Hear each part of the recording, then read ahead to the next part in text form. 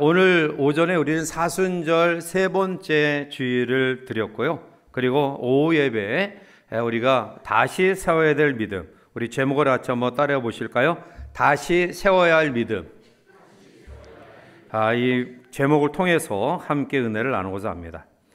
죄송스러운 질문이지만 또 여러분들에게 오랫동안 신앙생활 하셨지만 한번 냉정하게 묻고 싶어요. 여러분은 진실한 믿음을 소유한 성도라고 자부하십니까? 진실한 믿음. 자, 이 질문 앞에 우리가 쉽게 답하지 못한다고 한다면 다시 한번 내가 어디에 나의 삶을 세워가야 될 것인가를 결단하고 또 다짐하는 시간이 되기를 원합니다. 바울은 고린도후서 13장 5절에서 너희는 믿음 안에 있는가 너희 자신을 시험하고 너희 자신을 확증하라. 예수 그리스도께서 너희 안에 계신 줄을 너희가 스스로 알지 못하느냐? 그렇지 않으면 너희는 버림받은 자니라 라고 말씀합니다. 자, 믿음 안에 있는가? 자신을 한번 시험해 봐라. 내가 정말 하나님 앞에 온전한 믿음 위에, 즉 지극히 거룩한 믿음 위에 나를 건축하고 있는가? 그것을 한번 시험해 보라는 거예요. 자, 이것을 시험해 보는 방법은 뭐냐 하면 내가 지금 어떻게 살아가고 있느냐를 보면 내가 지금 믿음 위에 세워졌다.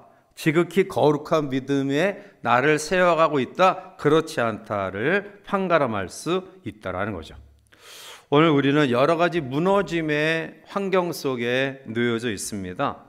이러한 가운데서 다시 한번 우리가 모든 것들을 되찾기 위해 가장 중요한 하나님과의 관계 속에 나타나는 믿음의 재건축이 우리에게 필요하다라는 거예요. 솔로몬은 통치 4년 만에 성전 건축을 시작했는데요.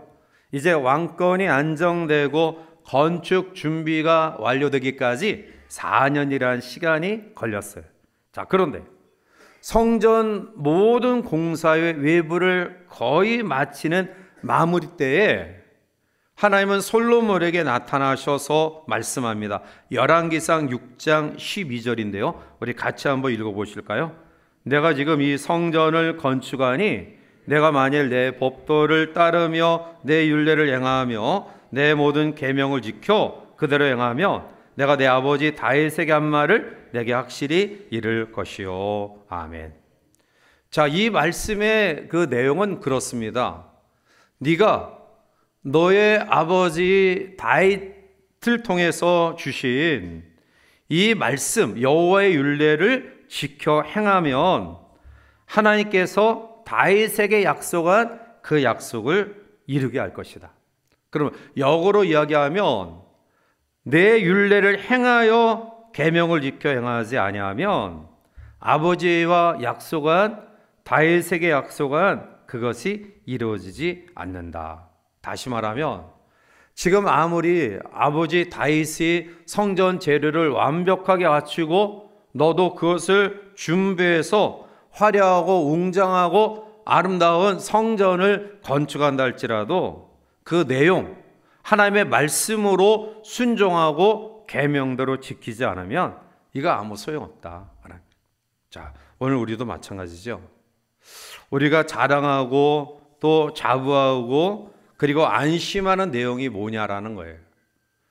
완벽한 교회 그리고 신앙의 연륜 또 함께하는 그런 우리의 상황 속에 흔들림이 없는 그런 여러 가지 상황일까요? 결코 그렇지 않다라는 거예요. 솔로몬은 아름다운 성전을 화려하게 건축했지만 그런데 그가 하나님 앞에 잘못된 판단과 모습을 가져요. 하나님의 거룩한 성전 안에 우상 제단을 허락하고요. 그리고 그는 많은 여인을 거느리며 타락한 삶을 살아요. 서서히 하나님의 말씀으로 이제 외면하며 멀어졌던 그는 결국 개인이 무너질 뿐만 아니라 그의 나라가 두동강이 나죠. 결국 솔로몬 시대에 장군 여로보암이 10지파를 데리고 북이스라엘을 건축하고요.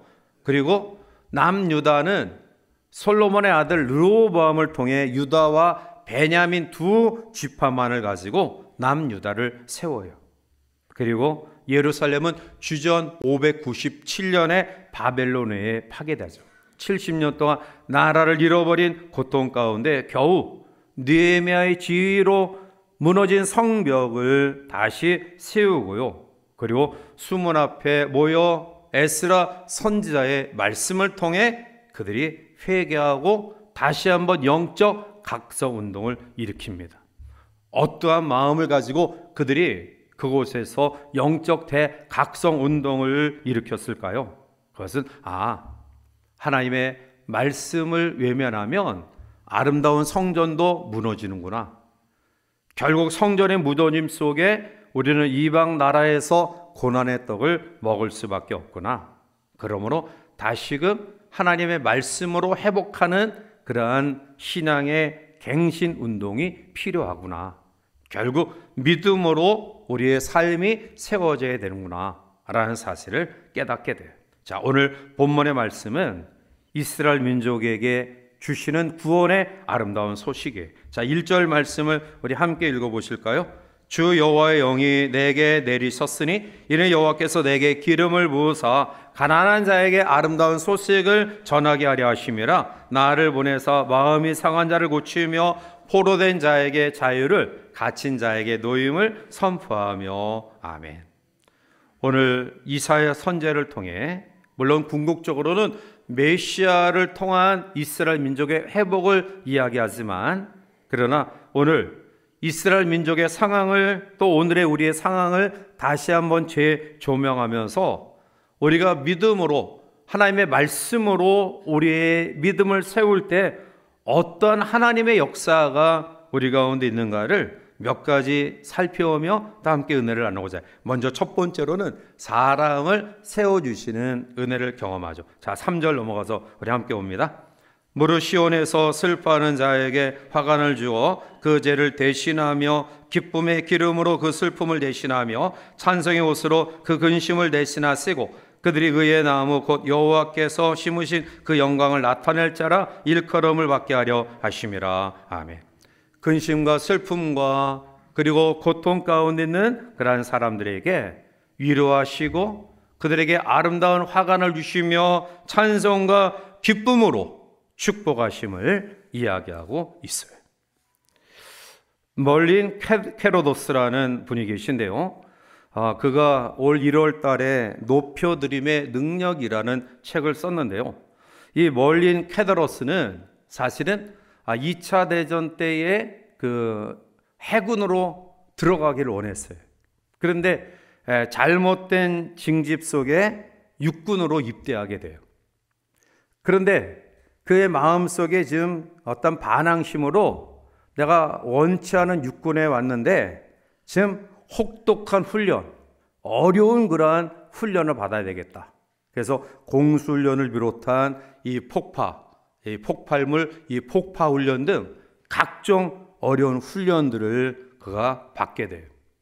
그런데 안타깝게 그런 실수로 이제 타령의 어리석은 모습을 가졌고요.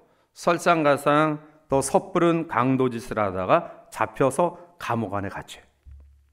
그런데 집행유예로 풀려나서 제대하게 되는데요. 제대 이후에 하나님이 그를 만져주셔요.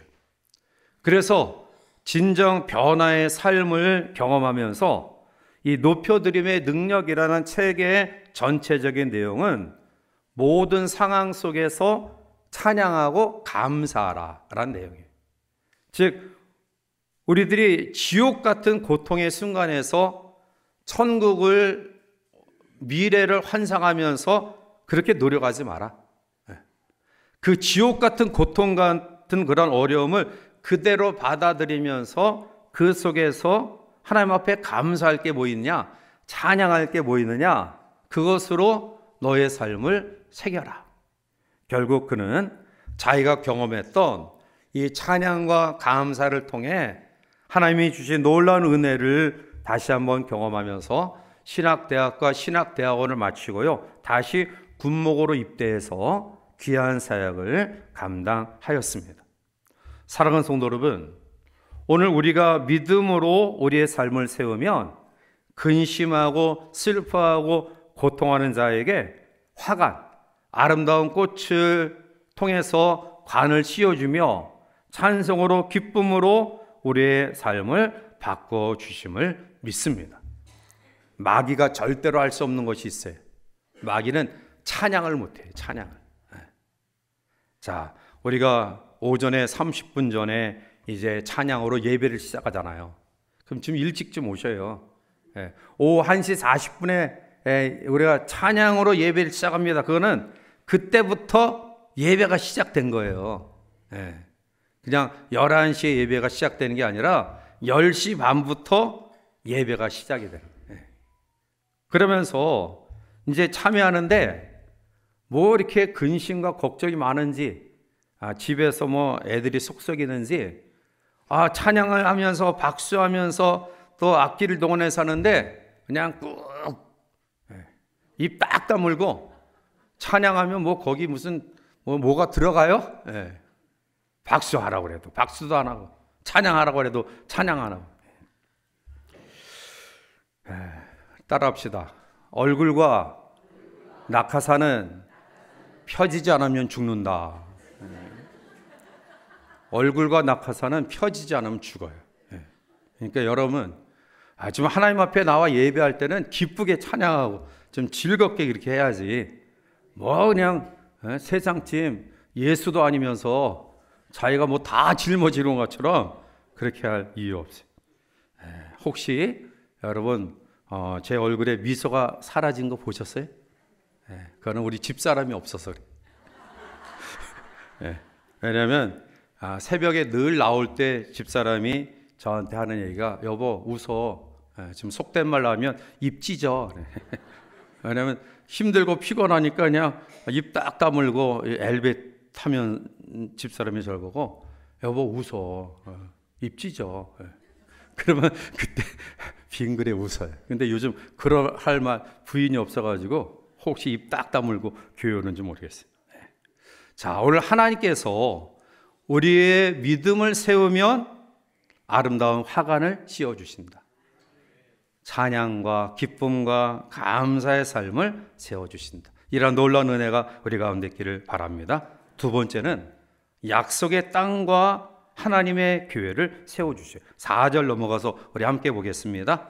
그들은 오래 황폐하였던 곳을, 옛부터 무너진 곳을 다시 일으킬 것이며 황폐한 성읍 곧 대대로 무너져 있던 것들을 중수할 것이며. 아멘.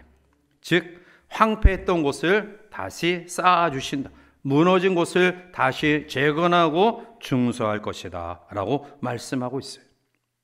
사람들은 모두가 망하고 이제는 사람 살 곳이 못 되었다라고 절망하고 슬퍼하며 낙심하지만, 그러나 우리가 말씀으로 믿음을 세우면 다시금 우리의 잃어버렸던 영토와 그리고 하나님의 영광의 임재를 경험하는 성전을 다시 세워주신다라고 말씀해요.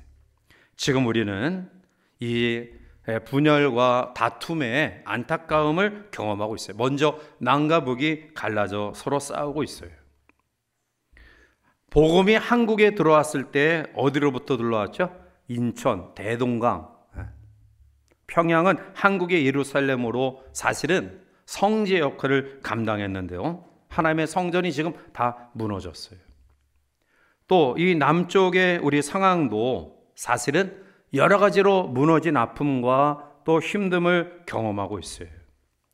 이러한 속에서 성경은 우리에게 하나님 앞에 말씀으로 믿음을 세울 때 다시 쌓아질 것이다, 중수하고 중건할 것이다 라고 말씀해요.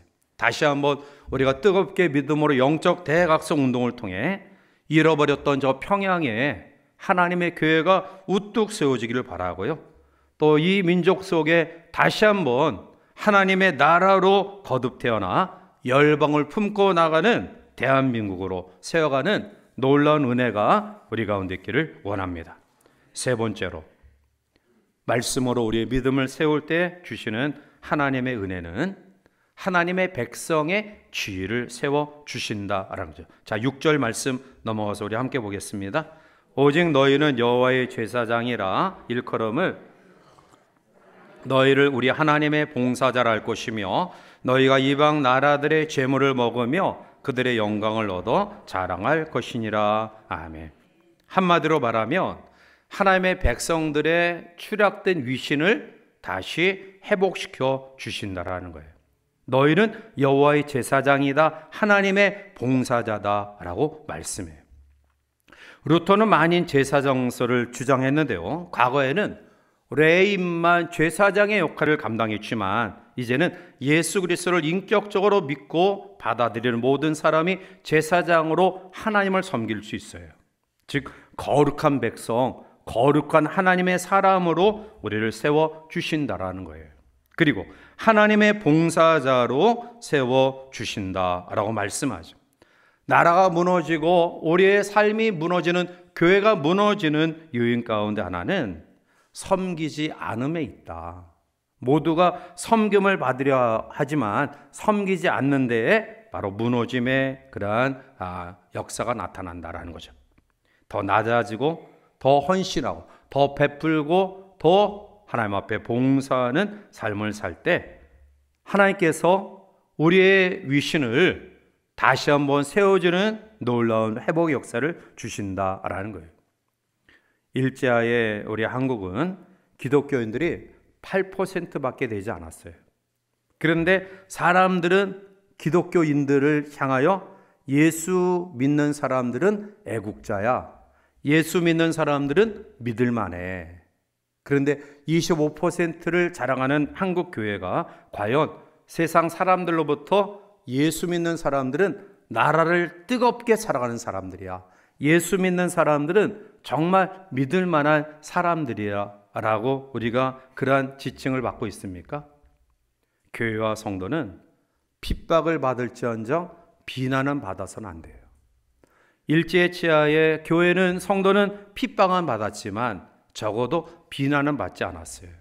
그런데 오늘 우리는 핍박은 받지 않지만 비난을 받고 있어요.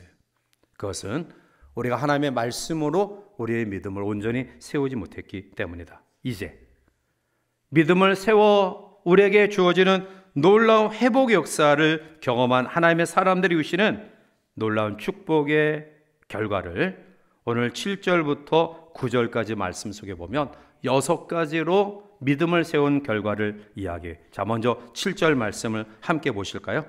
너희가 수치 대신에 무상을 배나 얻으며 능력 대신에 몫으로 말미암아 즐거워할 것이라. 그리하여 그들의 땅에서 갑절이나 얻고 영원한 기쁨이 있으리라. 4가지 아름다운 결과를 이야기하죠. 수치 대신에 보상을 배나 얻는다. 능력 대신에 몫으로 말미암아 즐거워할 것이다. 3번째, 그들의 땅에서 갑절이나 배나 추수할 것이다. 4번째, 영원한 기쁨이 있을 것이다. 5번째로 8절에 다시 한번 우리 읽어보겠습니다.